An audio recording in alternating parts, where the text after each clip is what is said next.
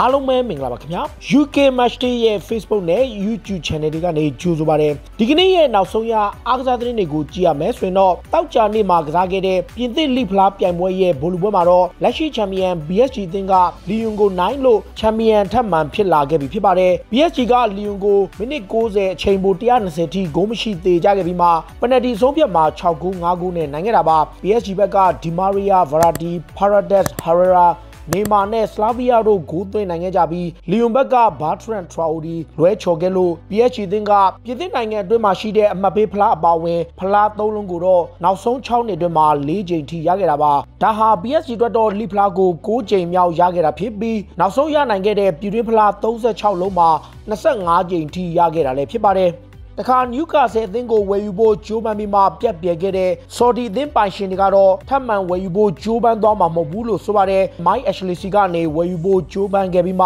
ပရီးမီးယားလိနဲ့ဗြိတိန်အစိုးရရဲ့တားဆီးမှုကြောင့်အဆင်မပြေဖြစ်ခဲ့တာပါလက်ရှိမှာတော့နျူကာဆယ်အသင်းရဲ့ပိုင်ရှင်ဖြစ်ဆက်ရှိနေမဲ့မိုက်အက်ရှလီကတော့ကလပ်အသင်းကိုဒီထက်ပိုပြီးပံ့ပိုးသွားမယ်လို့ဆိုခဲ့ပြီးနီးပြစတီဘရူနဲ့ရီယာဒီမာကစားမသစ်တွေကိုလည်းခေါ်ယူပေးမယ်လို့ကတိပြုပြောကြားခဲ့တာပါချန်ပီယံရှစ်ကလပ်ရှဖီးဝမ်ဇေးအသင်းကလည်းလာမယ့်ရာသီမှာတော့ချန်ပီယံရှစ်မှာ12မှတ်ထိရှော့ချခံရတော့မှာဖြစ်ပါတယ်ပြီးခဲ့တဲ့ရာသီတွင်ကစားသမားတွေကိုဝယ်ယူရနဲ့ကစားသမားတွေကိုလောက်ခလာစာပေးချေရမှာချန်ပီယံရှစ်ကလပ်တွေအတွက်သတ်မှတ်ထားတဲ့စီးမြင့်စည်းကမ်းတွေကိုဖောက်ဖျက်ခဲ့လို့လာမယ့်ရာသီမှာတော့ရှဖီးဝမ်ဇေးအသင်းကရမှတ်12မှတ်နှုတ်ခံရမှာလည်းဖြစ်ပါတယ်အီတလီစီးရီးကလပ်နာပိုလီအသင်းကတော့ပြင်သစ်ကလပ်လိုက်လီရဲ့တိုက်စစ်မှုဗစ်တာအိုစီဟန်ကိုပေါင်80ကျော်နဲ့ခေါ်ယူသွားနိုင်ခဲ့ပြီဖြစ်ပါတယ်နာပိုလီအသင်းဘက်ကအတီးပြုကြေညာခဲ့ပြီးနောက်နိုင်ဂျီးရီးယားတိုက်စစ်မှုကတော့နေပယ်ကိုရောက်ရှိလာခဲ့ပြီဖြစ်ပါတယ်နာပိုလီဟာဗစ်တာအော်စီယန်ကိုခေါ်ယူခဲ့ပြီးနောက်သူတို့ရဲ့တိုက်စစ်မှုမီလစ်ကိုရောင်းချတော့မှာဖြစ်ပြီးဂျူဗန်တက်စ်အသင်းကလည်းပုဂ္ဂိုလ်ရေးဆိုင်ရာသဘောတူညီမှုရထားပြီးပြီလို့အီတလီမီဒီယာတွေမှာဖော်ပြထားတာလည်းဖြစ်ပါတယ်အင်တာမီလန်အသင်းကလည်းထော်တနမ်ဟော့စပါရဲ့ကွင်းလက်ကစားမအန်ဒွန်ဘီလီကိုခေါ်ယူနေတာကြောင့်သူတို့ရဲ့နောက်ခံလူမီလန်ရှခရီနီယာနဲ့လဲလှယ်ပြုလုပ်ဖို့ကမ်းလှမ်းမှုတစ်ခုပြုလုပ်လာပါတယ်စပါအသင်းကတော့ရီယာဒီမှာလမ်းခွဲသွားပြီးဖြစ်တဲ့နောက်ခံလူရန်ဖဒွန်ကန်ရဲ့နေရာမှာအစားထိုးဖို့အလိုရှိနေတာပါနီးပြခွန်တေကတော့ဒမ်ဘီလီကိုလိုချင်နေသလိုထော်တနမ်ဟော့စပါရဲ့နီးပြဂျိုဆေမော်ညိုကလည်းအဲ့ဒီကမ်းလှမ်းမှုကိုလက်ခံစဉ်းစားပွဲရှိတာပါစပါဟာနွေရာဒီမှာကစားမသစ်တွေကိုခေါ်ယူဖို့အခက်အခဲတွေဖြစ်နေပေမဲ့သူတို့အနေနဲ့ဘုံမောက်ရဲ့တောင်မန်ကစားမရိုင်ယန်ဖရေဇာကိုအလွတ်ပြောင်းရွှေ့ခြင်းနဲ့ခေါ်ယူနိုင်ဖို့နီးစပ်နေပါတယ်ဖရေဇာကတော့ဝက်ဆန်နဲ့ခရစ္စတယ်ဘဲလစ်အသင်းတွေကခေါ်ယူဖို့ကြိုးပမ်းနေခြင်းထော်တနမ်ဟော့စပါအသင်းကသူတောင်းဆိုမဲ့လောက်ခလာစာတစ်ပတ်ပေါင်3သိန်းထိကိုပေးဖို့စဉ်းစားနေကြောင်းနဲ့ဘဲလစ်လက်ထက်ကနေဂျားဖြတ်ခေါ်ယူနိုင်ဖို့ကြိုးပမ်းနေတာပါတခါဂျာမန်ထိပ်သီးကလပ်ဘရီရှာဒေါ့မန်အသင်းကလည်းတောင်မန်ကစားမဂျေဒန်ဆန်ချိုကိုရောင်းချခဲ့ပါကသူ့နေရာမှာအစားထိုးဖို့ပြင်သစ်ကလပ်လီယွန်ရဲ့တောင်မန်ကစားမမန်ဖစ်ဒပိုင်ကိုခေါ်ယူဖို့ကြိုးပမ်းနေပါတယ်2021ခုနှစ်မှာစာချုပ်သက်တမ်းကုန်ဆုံးတော့မဲ့နယ်သာလန်ကစားမကိုတော့ဒေါ့မန်ဘက်ကဆက်သွယ်မှုတွေပြုလုပ်ထားပြီးပေါင်50လောက်နဲ့ခေါ်ယူနေတာပါဒေါ့မန်ကတော့ဂျေဒန်ဆန်ချိုကိုပေါင်120ထိဈေးသက်မှတ်ထားပြီးမန်ချက်စတာယူနိုက်တက်ကိုရောင်းဖို့ပြင်ဆင်နေတာကြောင့်မန်ဖစ်ဒပိုင်နဲ့ပြန်လည်အစားထိုးဖို့ကြိုးပမ်းလာတာလည်းဖြစ်ပါတယ်ရီယယ်မက်ဒရစ်အသင်းကလည်းသူတို့ရဲ့ဘယ်နောက်ခံလူရီဂူလန်ကိုရောင်းချဖို့ပြင်ဆင်နေပြီးပရီးမီးယားလိကလပ်အဲဗာတန်အသင်းကကမ်းလှမ်းမှုတစ်ခုပြုလုပ်လာတယ်လို့ဆိုပါတယ်စပိန်ထုတ်မာကာသတင်းစာနဲ့ဗြိတိန်ထုတ်ဒေးလီမေရာသတင်းစာတွေရဲ့ဖော်ပြချက်အရအဲဗာတန်ကရီဂူလန်ကိုပေါင်18တန်းနဲ့ကမ်းလှမ်းခဲ့တာဖြစ်ပြီးရီယယ်ဘက်ကလက်ခံသွားမယ်လို့ဆိုတာပါရီယယ်နီးပြဇီနီဒီဇီဒန်ကတော့ကလပ်အသင်းမှာဘယ်နောက်ခံလူ2ဦးထိရှိထားပြီးဖြစ်လို့ရီဂူလန်ကိုရောင်းချဖို့ပြင်ဆင်နေတာဖြစ်ပြီးရီဂူလန်ကတော့ပြီးခဲ့တဲ့ရာသီမှာဆဗီယာမှာအငှားသွားကစားရင်ခြေစွမ်းပြကစားနိုင်ခဲ့ပေမဲ့ဇီဒန်ကရောင်းချဖို့ဆုံးဖြတ်ခဲ့တယ်လို့ဆိုတာပါအာဆနယ်အသင်းရဲ့အသင်းကောင်းဆောင်တိုက်စစ်မှုဖီယာအမ်ရိတ်အဘာမီယန်ကတော့ပြီးခဲ့တဲ့ဇန်နဝါရီကာလတုန်းကမြောက်လန်ဒန်ကလပ်ကနေထွက်ဖို့ကြိုးပမ်းခဲ့ပြီးချက်ဆီကိုပြောင်းဖို့ကြိုးစားခဲ့တယ်လို့ဆိုပါတယ် Daily Express မှာဖော်ပြချက်အရချက်ဆီကအဘာမီယန်ကိုခေါ်ဖို့အလိုရှိနေသလိုကစားမကိုယ်တိုင်ကလည်းလမ်ပတ်ရဲ့အသင်းကိုပြောင်းဖို့စီစဉ်ထားခဲ့ပြီးမှအဘာမီယန်တောင်းဆိုတဲ့လောက်ခလာစာကိုချက်ဆီဘက်ကပေးချေနိုင်ခြင်းမရှိလို့အဲ့ဒီပြောင်းရွှေ့ပြတ်ပြဲခဲ့တယ်လို့ဆိုတာပါအဘာမီယန်ကတော့သူ့ရဲ့လောက်ခလာစာကိုအနည်းဆုံးပေါင်2သိန်းခွဲနဲ့3သိန်းကြားမှာအလိုရှိနေကြောင်းနဲ့3နှစ်စာချုပ်ချုပ်ဆိုဖို့အလိုရှိနေပေမဲ့ချက်ဆီဘက်က2နှစ်စာချုပ်သာအများဆုံးချုပ်ဆိုမဲ့ policy ကြောင့်အဲ့ဒီကမ်းလှမ်းမှုကိုရင်းဆန်ပယ်ချခဲ့လို့ဘာမီယန်တယောက်ချက်ဆီကိုပြောင်းဖို့ပြက်ပြဲခဲ့တယ်လို့ဆိုတာပါ ဘာဆိုနာအသင်းကတော့သူတို့ရဲ့ကွင်းလင်ကစားမဖီလစ်ကိုတင်ညိုအတွက်အာဆနယ်နဲ့စပါအသင်းတွေကကမ်းလှမ်းမှုတွေတရားဝင်ရရှိထားပြီလို့ကြေညာလိုက်ပါတယ်ဘာဆိုနာအသင်းကဖီလစ်ကိုတင်ညိုကိုအငှားချဖို့ကြိုးစားနေသလိုအပိသက်ဝယ်ယူနိုင်မဲ့ကလပ်တွေကိုလည်းရောင်းချခြင်းနေတာပါ28နှစ်အရွယ်ရှိတဲ့ဘရာဇီးကွင်းလင်ကစားမကိုတော့အာဆနယ်အသင်းကပေါင်9သန်းအပြင်သူတို့ရဲ့ကွင်းလင်ကစားမမက်တီယိုဂွမ်ဒူစီနဲ့အလိုက်ပေးပြီးကမ်းလှမ်းမှုပြုထားတာပါဘာဆိုနာအသင်းတာဝန်ရှိသူတွေကတော့ကိုတင်ညိုရဲ့လောက်ခလာစာမြန်မာမှုနဲ့သူ့ရဲ့အခြေအနေကြောင့်မြောက်လန်ဒန်ကလပ်ကိုလက်လွတ်ဆုံးရှုံးပွဲရှိနေလို့ဖီလစ်ကိုတင်ညိုတယောက်အာဆနယ်ကိုမထင်မှတ်ပဲပြောင်းရွှေ့သွားနိုင်ပွဲရှိတာပါ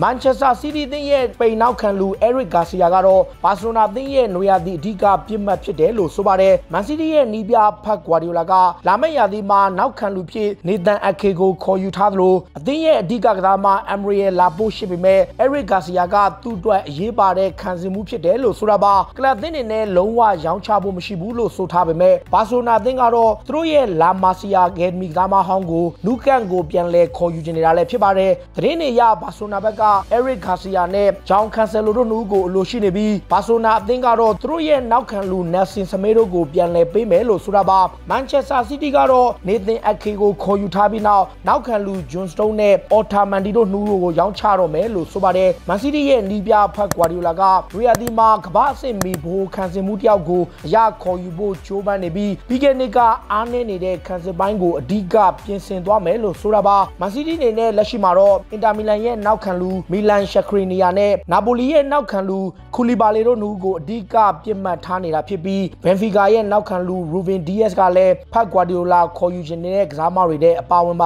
ါရီယယ်မက်ဒရစ်ရဲ့လူငယ်ကစားမဒန်နီဂိုမက်စ်ကတော့လာလီဂါကလပ်လီဗန်ဒေအသင်းကိုအပြီးသက်ပြောင်းရွှေ့သွားခဲ့ပြီဖြစ်ပါတယ်ပြီးခဲ့တဲ့ရာသီတုန်းကလာလီဂါရဲ့အောက်တန်းကစီဂနာမှာအငှားသွားကစားနေတဲ့သူကိုရီယယ်ကရောင်းထုတ်ဖို့ပြင်ဆင်ပြီးနောက်လီဗန်ဒေကအရခေါ်ယူနိုင်ခဲ့တာလည်းဖြစ်ပါတယ်တခါလီဗာပူးသင်းကလည်းပိုလန်လူငယ်ကစားမလေးတယောက်ကိုခေါ်ယူနိုင်ဖို့သဘောတူညီမှုရရှိခဲ့ပြီဖြစ်ပါတယ်အသက်16နှစ်အရွယ်သားရှိသေးတဲ့ပိုလန်လူငယ်ကစားမမူစီယာလော့စကီကတော့တောင်မန်ကစားမတယောက်ဖြစ်ခြေစွမ်းပြကစားနေသူဖြစ်ပြီးလီဗာပူးကသူ့ကိုစကောလာရှစ်နဲ့အကယ်ဒမီကိုပို့ဆောင်မှာဖြစ်ပြီးအသက်18နှစ်အရွယ်မှာတော့သူ့ကို professional စာချုပ်ချုပ်ဆိုသွားမယ်လို့ဆိုတာပါလီဗာပူးအနေနဲ့နှစ်ဖက်အသင်းကြားကဆွေးနွေးမှုတွေညှိနှိုင်းမှုတွေပြုလုပ်နေပြီးသူ့ရဲ့ကလပ် SMS Loss အသင်းကတော့လီဗာပူးရဲ့ကမ်းလှမ်းမှုကိုလက်ခံဖို့အသင်းရှိနေကြောင်းဖော်ပြထားတာလည်းဖြစ်ပါတယ်ချက်စီသင်းကတော့ဂျာမန်ကွင်းလယ်ကစားမခိုင်ဟာဘက်ကိုခေါ်ယူဖို့သဘောတူညီမှုရထားပြီလို့ဗြိတိန်နဲ့မီဒီယာများစွာမှာဖော်ပြထားပေမဲ့လေဗာကူဆင်သင်းကတော့သူတို့အနေနဲ့လက်ရှိချိန်ထိကစားသမားအတွက်ဘာကမ်းလှမ်းမှုမှရရှိထားခြင်းမရှိသေးကြောင်းထုတ်ပြန်ကြေညာခဲ့ပါတယ်ချက်စီဘက်ကတော့ FA Cup ဘောလုံးပွဲအပြီးမှာခိုင်ဟာဘက်ရဲ့ပြောင်းရွှေ့ကိုထုတ်ပြန်ကြေညာဖို့စီစဉ်ထားတာကြောင့်လက်ရှိချိန်ထိဘိုင်ယာလေဗာကူဆင်ကတော့ညှင်းဆန်နေဆဲဖြစ်ပါတယ်ဖရန့်လမ်ဘတ်ကတော့ဝီယာဒီအပြောင်းရွှေ့ဈေးကွက်တွေကို FA Cup အပြီးမှာဆောင်ရွက်မယ်လို့ဂရုပြုထားပြီးဖြစ်လို့ချက်စီဘက်ကနွေရာသီမှာဂိုးသမားနဲ့ဘယ်နောက်ခံလူအပြင်ခြားကစားသမားတွေကိုလည်းအားဖြည့်ဖို့ပြင်ဆင်နေတာပါချက်စီဟာဂိုးသမားပြဿနာဖြေရှင်းဖို့အတွက်ပြည်သစ်ကလပ်လိုင်လီရဲ့ဂိုးသမားမိုက်မက်နန်ကိုခေါ်ယူဖို့စိတ်ဝင်စားနေပါတယ်။နွေရာသီတစ်လျှောက်လုံးမှာချက်စီဘက်ကဘာဆိုနာရဲ့ဂိုးသမားမာအန်ဒရီတက်စတေဂန်အက်တလက်တီကိုမက်ဒရစ်ရဲ့ရန်အော်ဘလက်အပါဝင်နမဲကျော်ထိပ်တန်းဂိုးသမားတွေများစွာကိုပြစ်မှတ်ထားနေခဲ့တာပါ။နောက်ဆုံးမှာတော့ချက်စီဘက်ကလိုင်လီရဲ့ဂိုးသမားမိုက်မက်နန်ကိုပြောင်းလဲစိတ်ဝင်စားလာခဲ့သလိုခပ်ပါအရီဇာဘာလာကာရဲ့နေရာမှာအစားထိုးကျင်နေတာလည်းဖြစ်ပါတယ်။ထော်တနမ်ဟော့စပါရဲ့နီးပြဂျိုဆေမွန်ညိုကလည်းသူ့ကိုစောင့်ကြည့်နေပေမဲ့လမ်ဘတ်ကတော့အဲ့ဒီဂိုးသမားကိုအရခေါ်ယူနိုင်ဖို့မျှော်လင့်နေတယ်လို့ဆိုတာပါမန်ချက်စတာယူနိုက်တက်အသင်းကလည်း Sporting Lisbon ရဲ့လူငယ်နောက်ခံလူနူနိုမန်ဒက်စ်ကိုခေါ်ယူဖို့နီးစပ်လာပြီဖြစ်ပါတယ်။အသက်18နှစ်အရွယ်သားရှိသေးတဲ့ဘယ်နောက်ခံလူကစားမကိုတော့ Sporting ဘက်ကပြောင်းရွှေ့ခြင်းမြင်မားစွာနဲ့ရောင်းချဖို့ပြင်ဆင်နေပြီး United ကဆက်သွယ်မှုပြုလုပ်ထားတာပါ။သူ့ရဲ့ agent ဖြစ်သူကလည်းလက်ရှိ Bruno Fernandes ရဲ့အကိုဝင်းခွဲအဖြစ်တော်ဆက်သူဖြစ်လို့ agent Miguel Puno လည်းဖြစ်ပါတယ်။ Manchester United ကတော့ဆက်ဆံရေးကောင်းနေရှိနေတဲ့အဲ့ဒီ agent ကြောင့် Sporting Lisbon ရဲ့လူငယ်နောက်ခံလူနူနိုမန်ဒက်စ်ကိုအရခေါ်ယူနိုင်ဖို့နီးစပ်နေတာပါ United ရဲ့ Argentina ဂိုးသမား Romero ကတော့ဒီနေ့ရာသီကုန်မှာအသင်းကနေထွက်ခွာသွားတော့မယ်လို့ဆိုပါတယ်သူ့အနေနဲ့ကလပ်သင်းရဲ့တာဝန်ရှိသူတွေနီးပြနဲ့ဘုတ်ဖွဲ့ဝင်တွေနဲ့သူ့ရဲ့အနာဂတ်ကိုဆွေးနွေးသွားမှာဖြစ်ပြီးကလပ်သင်းကနေထွက်ခွာဖို့ကြိုးပမ်းနေတယ်လို့ဆိုတာပါ Manchester United ကတော့လူငယ်ဂိုးသမား Dean Henderson ကိုကလပ်သင်းကိုပြန်ခေါ်ခဲ့ပြီးနောက်ဒါဗစ်ဒဟေယာနဲ့သူတို့နှစ်ယောက်ရဲ့အနေထားကြောင့် Romero ကတတိယဂိုးသမားဖြစ်လာပွဲရှိလို့သူ့အနေနဲ့အသင်းသစ်ကိုရှာဖွေသွားမှာဖြစ်ပြီး Manchester United ကစားမဘွားကဆုံးသက်သွားတော့ တော့မယ်လို့ဆိုခဲ့တာပါဒါတွေကတော့စိတ်ဝင်စားစရာနောက်ဆုံးရအားကစားသတင်းတွေကိုတင်ဆက်ပေးခဲ့တာပါခုလိုမျိုးစိတ်ဝင်စားစရာအားကစားသတင်းတွေကိုနားဆင်ခြင်းနဲ့ကြည့်ရှုခြင်းတော့ UK Matchday ရဲ့ Facebook နဲ့ YouTube Channel တွေကို follow လုပ်ထားကြပါလို့တောင်းဆိုနေဒီကနေ့ရဲ့အစီအစဉ်ကိုဒီမှာပဲအဆုံးသတ်ပြစေအားလုံးကိုကျေးဇူးတင်ပါဗျ